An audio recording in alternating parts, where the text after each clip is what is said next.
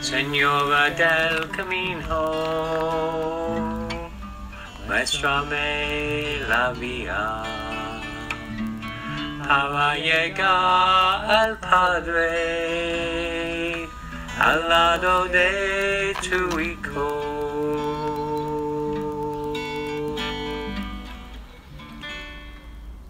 Well, hello everyone from Orua, which is about 21 kilometres now from Santiago de Compostela. I've just finished the penultimate day's run, so that means that tomorrow's run, there's the cockerels are over there, they're joining in. Tomorrow's run is the last run, so I'm here outside the albergue. It's a beautiful sunny day today.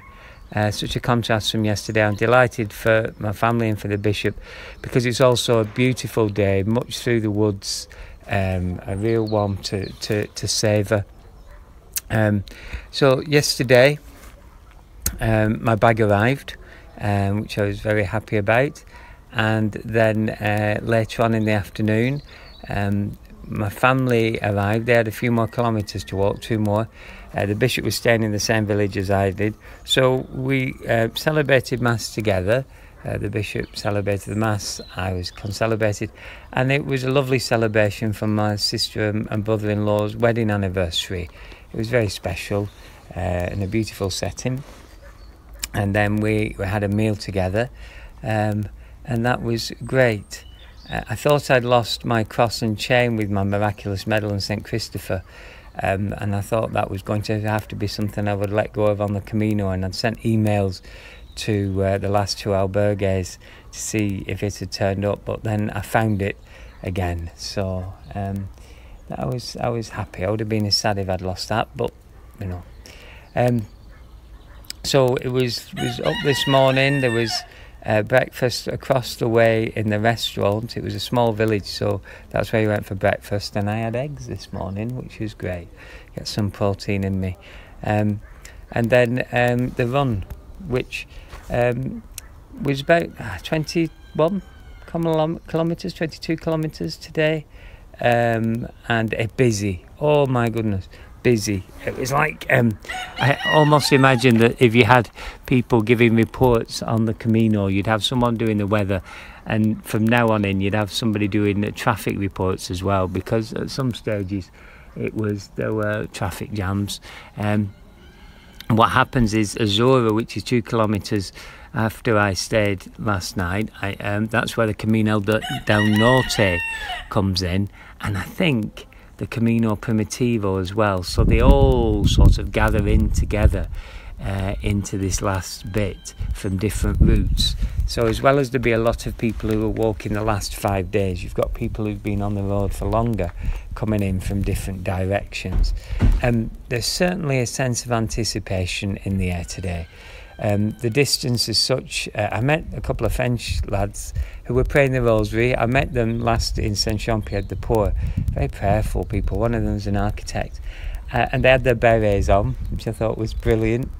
And they were heading for Santiago today. And when I saw them, they had about 23 kilometres to go. And as I was getting my credentials stamped, there were 2 Spanish girls, and they were going to make it into Santiago today. So it's doable today, but that's not the plan.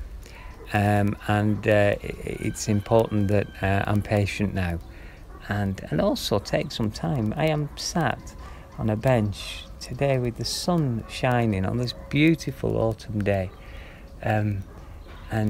so it's good maybe that I can just have some time to. I can't really get my head around what this has been at the moment, the enormity of it all. I can't think about that. It's too much, and it will probably take a long time to sink in. But it's good to have this as a bit of quiet time. But there is an atmosphere in the albergues, in the cafes. Everyone's saying, "Oh, nearly there," and seeing people along the way. I saw just as I was coming into where I'm staying, a memorial plaque for somebody from Sligo in Ireland. Very moving, because she died in Santiago de Compostela peacefully in her sleep after finishing her second Camino. What a very special way to go. Gosh, so pray for her, and all those all those people we want to remember in our prayers. So I'm trying to think what else happened really today. It feels a bit like Christmas Eve now, and a bit like Christmas Eve, you don't want to wish the time away, but it's getting.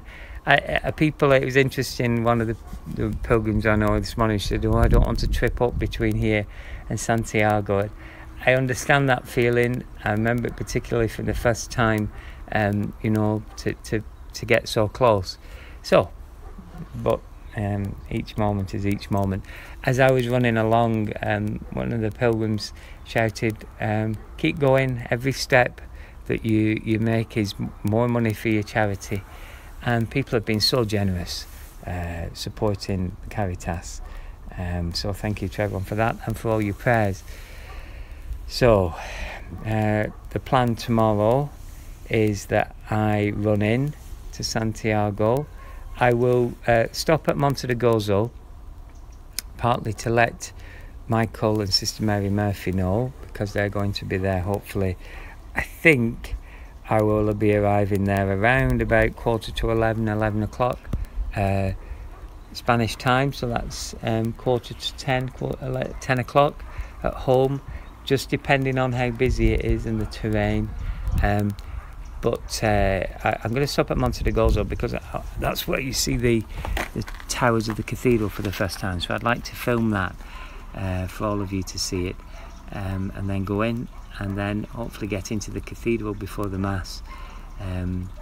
If I can get to the tomb, then if it's too big a queue, I'll wait till later and jump in a taxi and get back up to Monte de Gozo to meet the bishop and my family to walk in with them.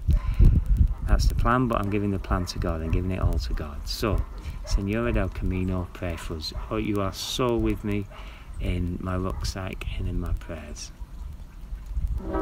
I just can't give up now. I've come too far from where I started from.